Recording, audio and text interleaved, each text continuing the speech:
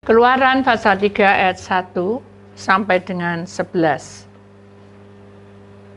Berfirmanlah Tuhan kepada Musa, lihat, telah kutunjuk Besaleel bin Uri bin Ur dari suku Yehuda, dan telah kupenuhi dia dengan roh Allah, dengan keahliannya, dan pengertian dan pengetahuan dalam segala macam pekerjaan, untuk membuat berbagai rancangan supaya dikerjakan dari emas, perak, dan tembaga, untuk mengasah batu permata supaya ditata, untuk mengukir kayu, dan untuk bekerja dalam segala macam pekerjaan. Juga aku telah menetapkan di sampingnya Aholiab dan bin Ahisamah dari suku Dan. Dalam hati setiap orang ahli telah kuberikan keahlian. Haruslah mereka membuat segala apa yang telah kuperintahkan kepadamu.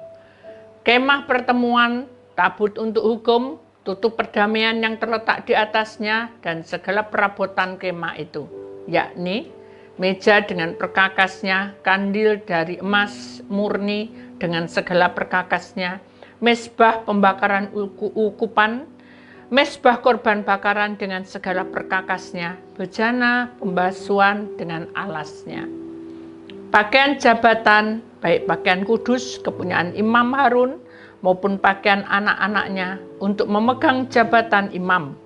Minyak urapan dan ukupan dari wangi-wangian untuk tempat kudus, tempat seperti yang telah kuperintahkan kepadamu. Haruslah mereka membuat semuanya. Bapak, kami percaya bahwa judul hari ini adalah ciri-ciri orang memiliki buah roh kebenaran. Ayat emasnya adalah di dalam Keluaran pasal 31 ayat 3. Dan telah kupenuhi dia dengan roh Allah, dengan keahlian dan pengertian dan pengetahuan dalam segala macam pekerjaan. Kami percaya bahwa hari ini Engkau yang berfirman, tunjukkan karyamu agar kami bisa melewati semua itu.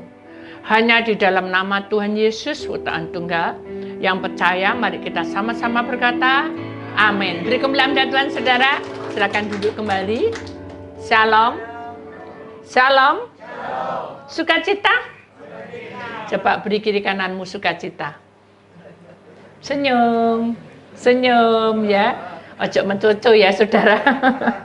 Kenapa? Karena kuasa Tuhan itu bekerja di tengah-tengah kita. Amin. Amin. Mari kita akan sukacita. Karena firman Tuhan jelas sekali kepada kita. Bukan pada Musa saja. Tapi sampai detik ini juga kita harus tahu dan paham. Bahwa dalam hidup manusia itu kita harus memiliki buah roh kebenaran. Mari kita akan mempelajari dalam Keluaran ayat emasnya 31 ayat 3. Perhatikan baik-baik. Dan telah kupenuhi, ku itu adalah Allah, dia itu adalah kita, dengan roh Allah, dengan keahlian dan pengertian dan pengetahuan dalam segala macam pekerjaan. Apa itu ya? Mari kita simak bersama-sama. Saudara, kalau hidup kita sebagai orang pilihan Allah, saudara, kita tahu bahwa kita itu nggak pintar apapun. Kalau di dalam penyembahan, dalam doa, kadang awal mula saya mengenal Tuhan, saudara, apakah sama dengan saya? Saya itu nggak pintar ngomong, dan juga nggak bisa ngomong, nggak bisa mimpin pujian. Kalau mimpin itu juga plegak-plegok, itu saya. Jadi saya berdiri di sini itu nggak bisa, saudara. Tapi saya kalau turun di bawah masih bisa, gitu. Tapi kalau saya naik ke atas itu saya sudah berdekar PDW, dan saya juga merasa bahwa saya bukan ahlinya di situ. Akhirnya saya minta sama Tuhan, ya. Kenapa ya? Aku tuh mencintai Tuhan dari kecil, umur 5 sampai sekian umur 11 12. Kok aku juga pada waktu disuruh untuk mimpin, disuruh untuk berdoa itu kok gak pede gitu. Berarti selama ini saya bawa atau saya terima semua firman dan penyembahan pujian itu kan kita duduk, yang mimpin ada, kita itu sebagai jemaat. Itu apa hasilnya gitu. Tuhan bilang, nah benet suki nama. Kamu punya hasil apa ketika kamu menjadi anakku? Tak pikir-pikir, ya aku hasilnya ya selamat, bahagia, terus hati tenang, damai, sukacita. Tuhan bilang itu pribadimu. Yang aku mau adalah kamu itu betul-betul berbuah. Dan buah yang aku berikan kepadamu itu untuk semua orang yang percaya. Keahlian itu sama dengan talenta, kata Tuhan. Maksudnya piye ya Tuhan? Aku kok gak punya talenta gitu. Tuhan bilang, kamu tuh hambaku. Ya. Talenta yang kuberikan kepadamu itu adalah keahlian di mana kamu akan melihat sesuatu kursus untuk ini. Jadi kok mau tukang masak tuh ya. Oh ini bagian masak, ini bagian kue, ini tukang bangunan, ini bagian bangunan, ini bagian yang gambar gitu ya, seperti itu. Tetapi di dalam Tuhan semuanya itu harus merata. Tidak ada yang namanya kamu yang tertinggi dan aku yang terendah. Jadi kalau kita menjadi anak Tuhan, kita harus punya keahlian, punya talenta yang diberikan kepada hidup kita masing-masing. Contoh ya, contoh nih. Suatu hari saya punya teman, banyak bicaranya. Jadi kalau saya bilang, Tik kamu sudah makan? Saya belum jawab loh saya. Ya gitu, belum jawab. Mau ngomong gitu. Oh aku tahu kamu sudah makan. Aku tahu kamu pasti bisa makan sendiri apa saja bla bla bla bla bla panjang lebar. Terus tanya lagi, ikanmu apa? Baru mau ngomong saudara. Tapi dia sudah jawab, aku tahu pasti kamu sukanya tempe, tahu, sambal pencit, sambal mangga, dan itu segala macam, bla bla bla. Dan saya itu mangap, tok belum bisa. Jadi akhirnya saya diem. Nah, Tuhan baru bicara, oh Giana, hari ini kamu dibuat apa? Jengkel. Saya bilang gitu. Habis saya mau ngomong, sudah disekak sama dia. Saya gitu. Apakah kamu pantas jadi anak Tuhan seperti itu? Ya enggak, tapi mulut saya mencucu. Enggak Tuhan, dia senyum mau mencucu lagi. Itu namanya pura-pura. Lah terus apa? Saya harus bagaimana?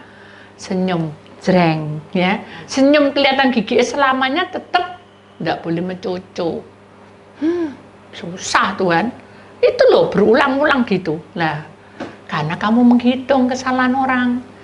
Apa pernah aku menghitung kesalahan orang? Enggak. Ya udah. Kalau aku sebagai Allah yang menciptakan kamu, gak pernah menghitung kesalahan dari timur sampai ke barat. Apalagi kamu, layak enggak menghitung kesalahan orang? Iya sih, itu ya sudah. Akhirnya, duateng. Justru saya itu gak seneng, duateng terus. Rambut saya kan panjang dulu kayak kuda. Wah, batinnya saya iki duduk kuda yo. Wah, aku dikejar pencak-pencakan gitu. Sakit semua, aku bilang gitu. Tenang, sakit tidak pijeti gitu. Jadi orang yang memiliki talenta banyak bicara itu gitu tuh, Saudara. Wadah, sudah mau. Apalagi mesti cari pekoro, Saudara. Akhirnya Tuhan bilang itulah namanya talenta untuk menangkan jiwa. Dia pasti bisa.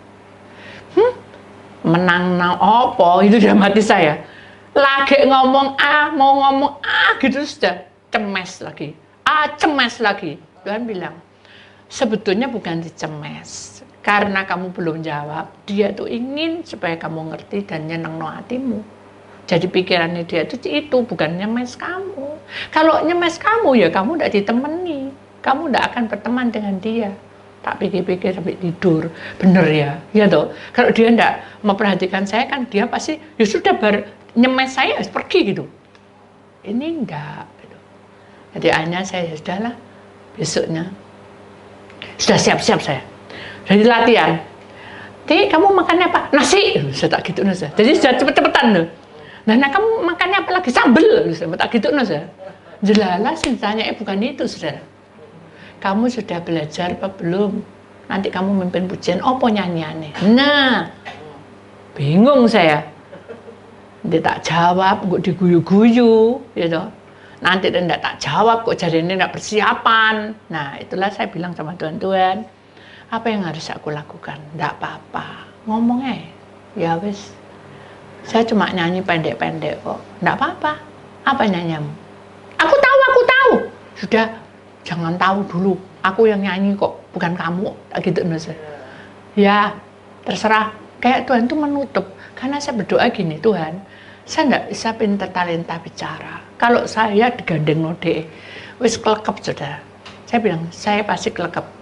Tolong Tuhan ya, ajari saya untuk melayani si A ini.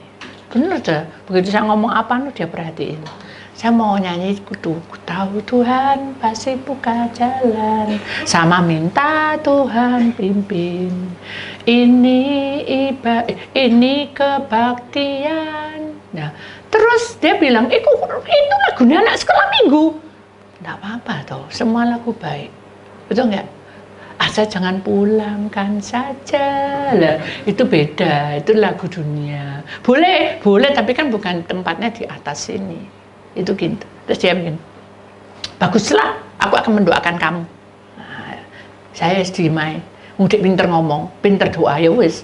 Tak rungokno dengan kuasa dari Tuhan. Oh, pokoknya dia kasih hikmat, kasih aku panjang lebar. Saya sampai ndak iso koyo gitu, Tuhan piye nih saya nanti lek doa kok panjang baik-baik indah-indah. Dan bilang apa? Aku tuh ndak butuh doa yang indah-indah. Aku butuh hatimu. Kamu ngomong sak kecap, lek kamu punya iman, kuasaku bekerja. Kamu kalau ngomong 10 kecap dan 1000 kecap, lek kamu itu tidak punya kuasa dan tidak ada hubungan dengan aku, boce, tidak sampai doanya. Oh gitu ya Tuhan, nah ya, ayo, kata Tuhan, ya apa, kamu milih yang mana? Ya aku milih sak kecap aja, ya betul toh, karena saya kan tidak bisa ngomong. Dah panjang lebar, amin, keringetan aku dalam hatiku, salah dewek, mengok-mengok, doai, gitu. Terus saya bilang, sudah, nih tak kasih tisu. Kak, tisu muelek. Jadi ada hal yang membuat saya itu jengkel, tapi Tuhan itu ngajari saya untuk sabar. Dengan kesabaran itu saya jadi damai. Coba lihat saya marah-marah, kayak saya damai saya.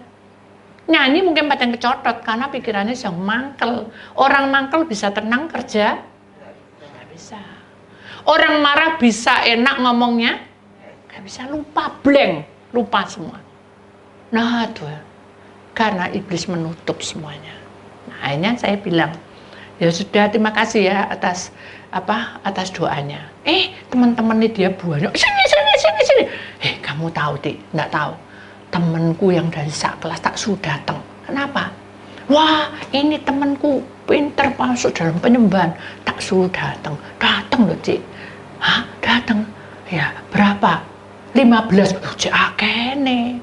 Itu sudah senderdek kan, 15 ditambahin datang tuh paling 15 jadi 30 orang. Aduh ya apa, ternyata di luar kemampuan saya yang datang itu 75. Wah, saya sampai ngelihat itu kepala-kepala orang dari ujung ke ujung itu penuh semua. Aduh Tuhan, ya apa Tuhan, itu saya. Jadi talenta itu, saya kembali kepada pembicaraan. Talenta itu adalah pemberian Allah yang kamu kuasai. Adakah talenta bekerja? Ada. Kerja apa jadi? Itu talenta bekerja. Uangnya gemi. Ada lagi talenta kesembuhan. Orang tuh sudah menggok mati mau didoano sembuh. Ada yang tungkar mau bunuh-bunuhan, didoano pulih, hidup bahagia. Jadi, talenta-talenta itu diberikan pada setiap masing-masing. Semua orang mendapat talenta. Apa talentamu? Mungkin kita dialog gitu ya. Tak apa-apa. Itu bukan hak kita. Dan bukan hak orang itu untuk berkata apa talentamu. Yang penting berdoa, menyerahkan semuanya apakah talenta saya ini Tuhan. Tuhan buka loh saudara. Jadi, saudara harus tahu keahlian itu harus kita miliki. Saudara sudah punya talenta, saya tahu apa? Gak tahu Tuhan. Nah, tanya sama Tuhan. Amin. Kita belajar untuk tanya, apakah talenta saya ini Tuhan. Kalau kamu punya talenta seperti itu, Tuhan akan berikan kehidupan yang betul-betul menjadi kesaksian. Kesaksian itulah yang membuat hidupmu bertambah mengimani bahwa Tuhan itu ada. Amin. Loh, memangnya kalau enggak pakai kesaksian talenta, Tuhan, masa aku enggak percaya Tuhan ada? Loh ada, tapi poinnya beda, saudara. Tahu ya? Lebih ngap. Kita kayak menghafal kali-kalian, 1 kali sampai 100. Hafal kita. Tapi kalau kita enggak mempraktekkan, langsung dari bu gurunya, 25 kali 25 berapa? Kalau kita tidak praktek, kita tidak bisa merasakan, betul enggak? Oh susah nih, ngapal ini susah kan gitu. Sama seperti itu. Jadi, saudara harus tahu bahwa keahlian yang Tuhan sudah berikan pada kalian semua itu harus dipelihara. Amin. Harus berjuang. Amin. Tapi jangan sok jagoan. Saya pernah ulang bolak-balik ya, sering kali. Kalau kita sudah tahu bahwa talenta kita kesembuhan nyembuhno, jangan terus sok-sok, situ ada orang kok mampu warani semua. Gak tanya Tuhan, mari kita doa meninggal. Ya apa saudara? Saudara kan enak loh, iya loh, doa mati loh gitu. Doa dulu sama Tuhan, Tuhan, boleh enggak aku berdoa untuk si A? Karena aku punya talenta kesembuhan. Kalau ini damai, dan Tuhan enggak, woi ya, enggak. Damai, kuat, doa lagi. Oh, tetap gitu, doa lagi tetap. Ya kita jalan dengan mantap, melangkah ke sana. Bisa didoano Pak, bisa doano Bu, oh ya silakan. Tapi ada yang bilang, percuma didoano. Wis ini mau ninggal waktu netok, tidak apa-apa. Ya, tidak apa-apa tak sembuh no. Oh, bukan hak kita. Tidak apa-apa, boleh saya doakan, boleh. Nah kan gitu saya didoano. Sembuh bukan karena saya, tapi karena kuasa Tuhan mengalir di tangan kalian. Amin. Kuasa kuasa kehidupan di mana manusia itu bisa mengerti. Contohnya, hikmat, penyertaan. Jadi, kehidupan yang Tuhan berikan kepada kita, itu keahlian kita itu memahami. Mama gini, oh aku ini punya ancang-ancang ke sini. Tapi, tak ancang-ancang segini, nanti pasti kalah. Pasti nanti rugi. Pasti nanti ada banyak hal. Berarti tak mundur sih 2 langkah. Ternyata benar. Nah, itu. Dari rancangan-rancangan itulah yang Tuhan bilang bahwa kamu itu punya keahlian. Marilah kita gali keahlian itu bersama-sama. Amin. Jadi, ya apa Bu? Saya tanya sama Ibu, ya saya bukan dukun. Tapi kalau kita berdoa dalam roh itu akan mengutarakan, nih loh, aku punya talenta dari Tuhan seperti ini. Ya, suatu hari kita akan masukin itu ya. Kemudian saudara, pengertian. Apa arti pengertian di dalam firman Tuhan Keluaran 3 ayat yang ketiga ini? Kita akan perhatikan bersama-sama. Tentang pengertian itu adalah sama dengan hikmat dari surga turun langsung. Jadi pengertian itu adalah pemahaman.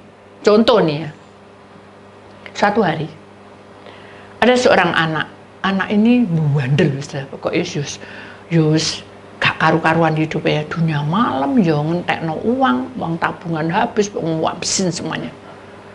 Akhirnya satu hari dia bertobat, dia mencintai Tuhan, dan dia minta maaf, kasarannya ya minta maaf. Papai tetap tidak mau memaafkan, mamai tetap tidak mau memaafkan, karena dia ini sudah entek-entekan menghabiskan uang. Ya, warisan juga semua dihabisin semua. Akhirnya anak ini hidup sendiri, dibuang anak ini. Dengan pengertian yang dia punya, tidak dendam. Karena dia punya pengertian hikmat dari Tuhan. Tuhan, tak serano papa mamaku dan saudara-saudaraku. Dia punya hikmat dari Tuhan. Tungguin, serahno semua pada Tuhan. Nanti Tuhan yang beracara. Dia terus tekun doa. 1 tahun, 1 hari, 1 bulan, lama-lama 4, 5, 6 sampai 1 tahun, 2 tahun, 3 tahun sampai podo tuae. Itu kan masih remaja. Podo tuae berarti kawin ya, dan menikah masing-masing, dan anak ini belum menikah. Suatu hari dia ini datang melewati sekolahan, dia melihat saudara dia kurus gitu. Terus dia pikir dulu gemuk kok sekarang kurus. Rasa iba ini ada. Kenapa? Karena dia punya hati yang pengertian. Paham saudara ya? Orang yang pengertian itu pengampun, pemaaf. Nggak mau ingat masa lalu. Nggak mau ingat-ingat dia diusir. Nggak mau ingat-ingat dia dikutuk-kutuk. Nggak mau ingat-ingat dia orang bilang dipermalukan di seluruh kota itu. Dia tetap menghormati kakaknya, dan dia bilang, pagi, ya kakakku. Siapa kamu? Itu saya. Karena kan pakaiannya ya beda gitu. Saya lupa tuh kamu sama aku gitu. Aku ini kan adikmu. Gak kenal aku. Hei, kamu mau minta uang? Sorry ya, aku nggak mau ngasih uang haram nanti buat kamu. Gitu, sudah ngutuk-ngutuk gitu. Karena orang ini pengertian dari Tuhan, hikmat dari Tuhan itu ada. Tuhan hanya bilang hikmatnya, sabaro kamu, kuato kamu, tenango kamu. Kalau mau dia pakai tinju, diantem, geblak, saudara. Karena dia lebih gemuk, walaupun kecil. Akhirnya dia dengan sopan, dia bilang, maaf no, kalau memang pertemuan ini tidak berkenan, ya. Cuma aku lagi kangen aja, rindu. Kenapa kamu kok kecil, sakit toh kamu? Gitu. Bukan urusanmu. Gitu. Terus sampai di pintu, saudara, sampai di pintunya sekolahan itu, terus diikuti dari kelas.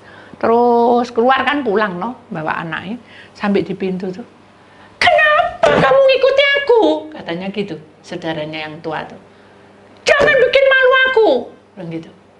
Semua orang sudah tahu kamu tuh anak haram, begitu. Padahal dia bukan anak haram.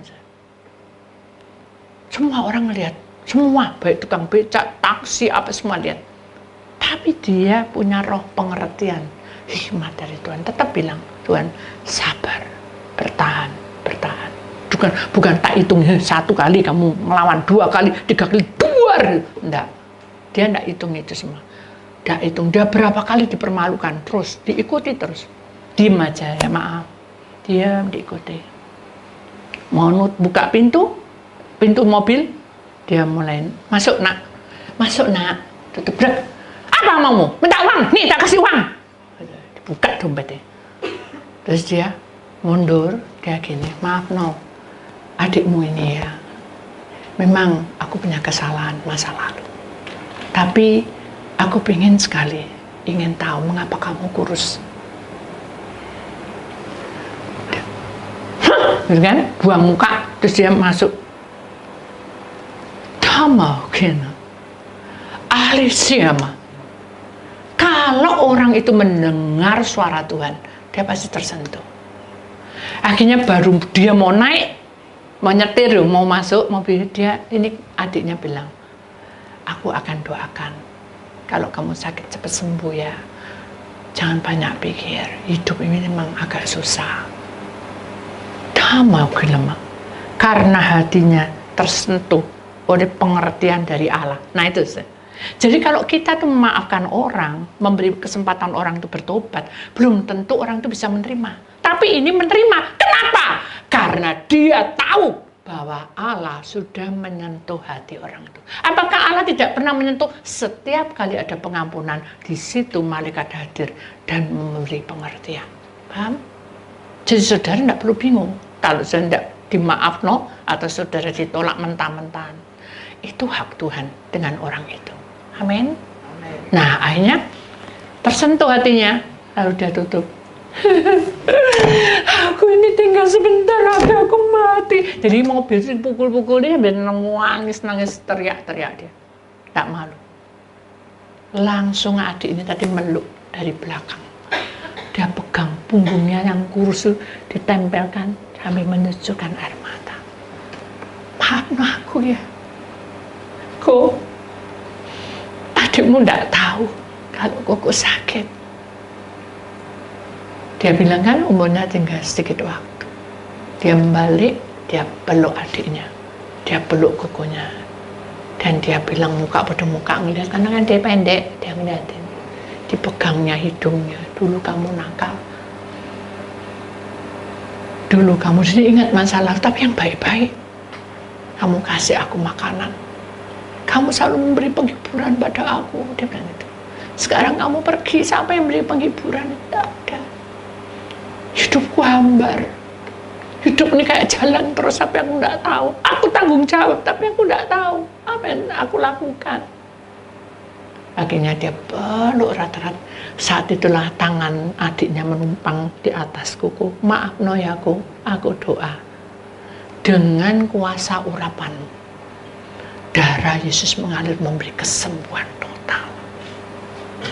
Ada sesuatu yang masuk. Dan disitulah dia mulai ada kehidupan semangat. Dan dia mulai ceria. Bukan terus langsung berubah loh. Dia peluk adiknya dan dia berkata, kamu tinggal di mana? Dia tersenyum. Dia tidak mungkin mau cerita karena tempatnya dikubuk. Tidak apa-apa, nanti kita ketemu lagi besok di sini ya. Iya. Terima kasih atas doanya ya. Dia peluk, lalu dia kasih uang. Tetap adiknya bilang, enggak, aku sudah ada. Padahal dia tidak punya. Nah itu jadi roh pengertian itu menyentuh saudara. Harusnya punya roh pengertian itu hebat.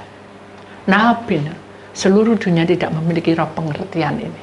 Tapi ketika kamu memiliki roh pengertian itu, kuasa Allah turun memenuhi seluruh hidup. Amin. Mari kita membuka hati kita, saudara ya. Kemudian ada juga pengetahuan. Saudara tahu, pengetahuan itu adalah praktek hidup. Kalau saya les kue, saya punya resep banyak sekali. Kalau saya tidak ada pengetahuan untuk praktek hidup saya, untuk bikin kue, saya tidak tahu ukuran yang enak itu yang mana. Belum tentu sama dengan resep itu. Saya bisa merubah. Kenapa? Karena saya sudah latihan terus. Oh, tak kasih ini spikul, tak kasih buttercream yang dari luar itu lebih bagus dan lebih enak. Jadi tak ganti sudah resepnya.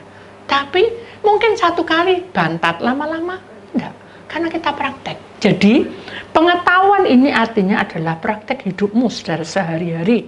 Di mana pengetahuan itu adalah hasil karya Tuhan dibuktikan lewat kesaksian hidupmu dalam hidupmu sehari-hari. Paham?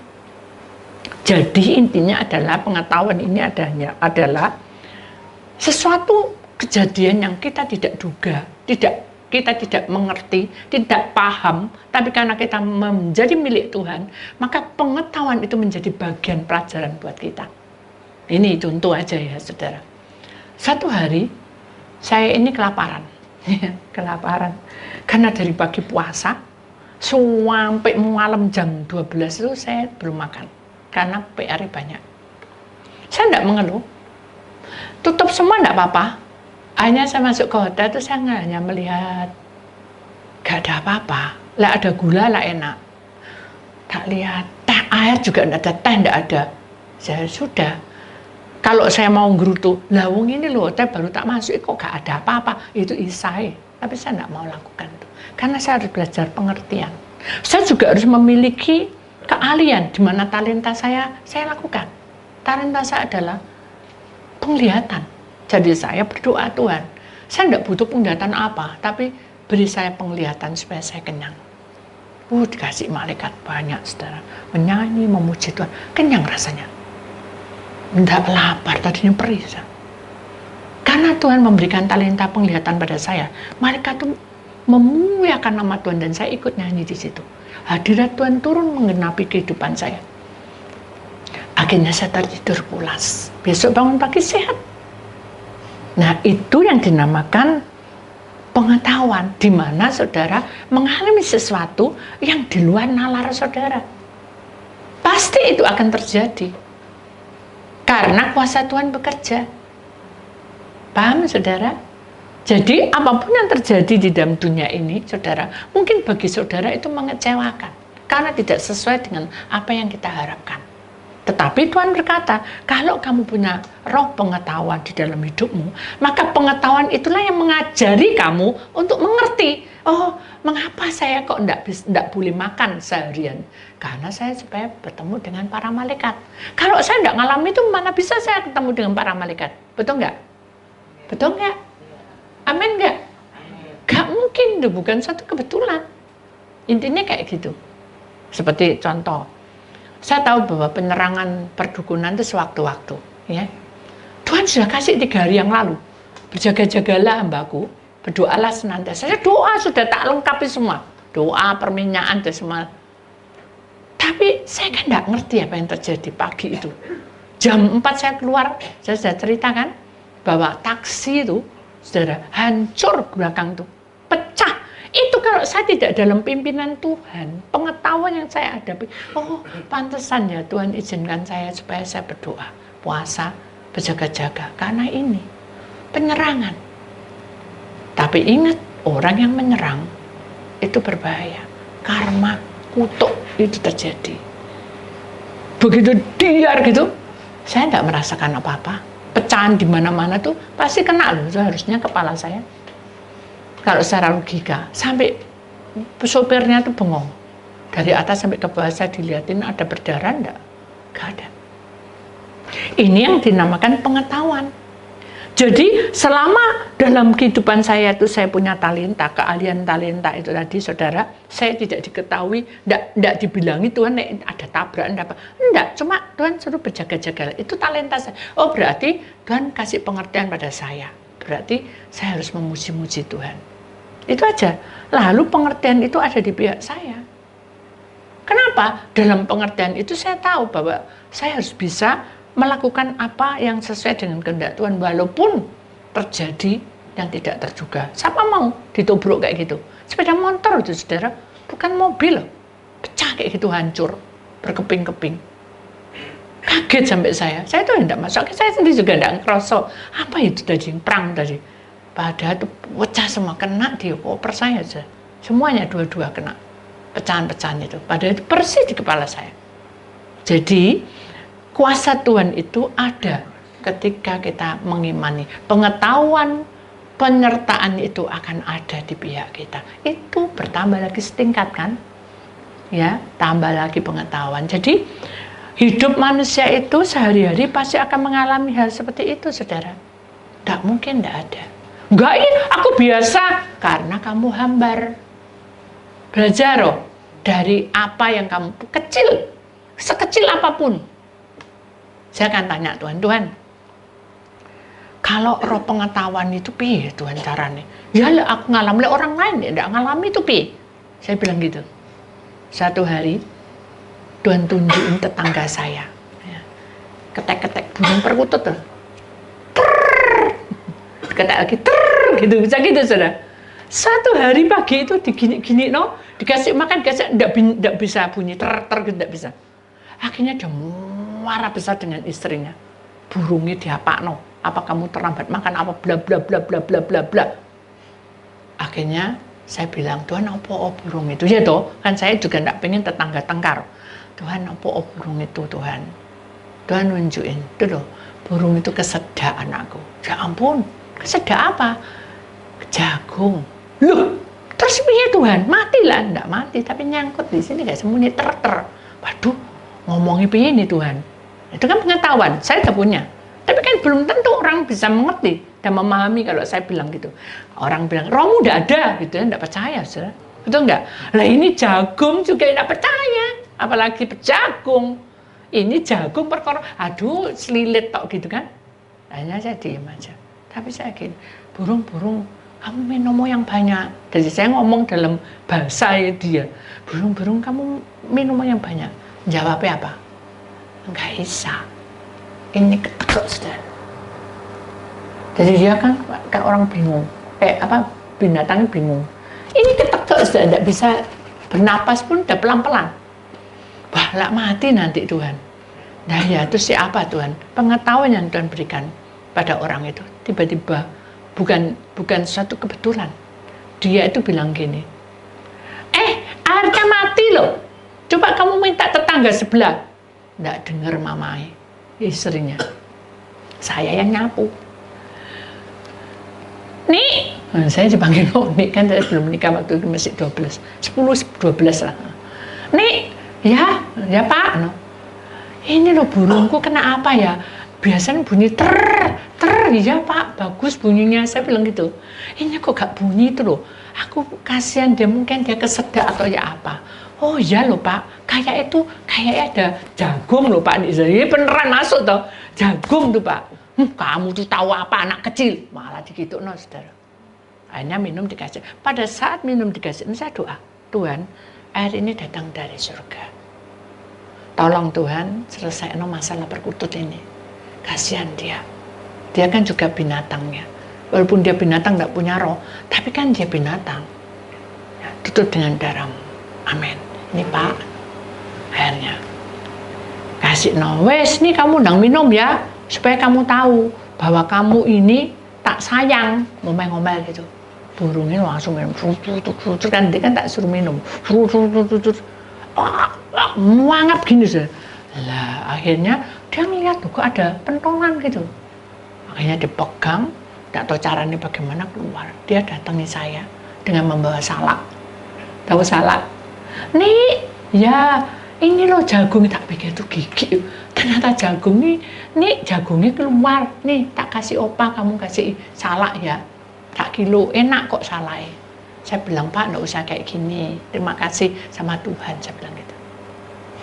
Nah, bantu saya Allah itu banyak cara, saudara. Jadi, kalau kehidupan kita sebagai orang pilihan Allah, kalau kita punya penyertaan Tuhan, maka pengetahuan itu akan menjadi kesaksian hidup kita. Amin. Ya. Kemudian, saudara, kalau kita pahami semua dari hidup kita selama ini, saudara, dalam langkah kita sebagai orang pilihan Allah, ya, kita tahu bahwa dalam segala macam pekerjaan itu pasti ada upah. Paham? Jadi semua yang kamu lakukan itu pasti ada upah, itu di dunia. Apalagi di dalam Tuhan. Kalau di dalam Tuhan, semua hasil karya Tuhan itu di dalam hidup manusia ketika manusia menyerahkan sepenuhnya kepada Tuhan. Amin. Jadi marilah kita imani ya tema hari ini bahwa kalau kita menjadi anak Tuhan, kita harus memiliki buah roh kebenaran itu. Amin. Ya. Itulah firman Tuhan, saudara. Kita masing-masing tahu bahwa rancangan Tuhan itu selalu indah. Angkat tanganmu, saudara. Pujian ini mengingatkan kita, kalau kita mengundang Roh Kudus di dalam hati kita untuk berkarya, supaya roh pengetahuan dan pengertian itu tinggal bersama kami. Sehingga kami bisa tahu pengetahuan yang Tuhan berikan kepada kita. Supaya semuanya digenapi janji Tuhan. Supaya kita bisa punya mutu, punya power bersama Tuhan. Selama kita menjadi anak Tuhan, jadilah power-power yang hidup. Jadilah terang-terang yang menyala. Jadilah saksi-saksi yang hidup. Surat-surat Kristus yang menjadi contoh bagi seluruh orang-orang di sekitar kita. Angkat tanganmu, saudara. Terima kasih Tuhan. Engkau sudah mengajarkan kami supaya kami tahu bahwa roh pengetahuan dan pengertian menjadi bagian kita. Kuasai kami Tuhan, agar hidup kami sesuai dengan kehendak-Mu, agar langkah kami sesuai dengan kehendak-Mu, sehingga hikmat penyertaan itu menjadi bagian kami. Kami terima. Maka ladang hidupmu diberkati, ladang rumah tanggamu diberkati, ladang kesehatanmu diberkati, ladang pekerjaanmu diberkati, ladang rumah tanggamu sehari-hari diberkati, bahkan ladang pelayananmu juga diberkatinya dengan kuasa darah Yesus. Maka kami serahkan semuanya. Engkau menterai kami.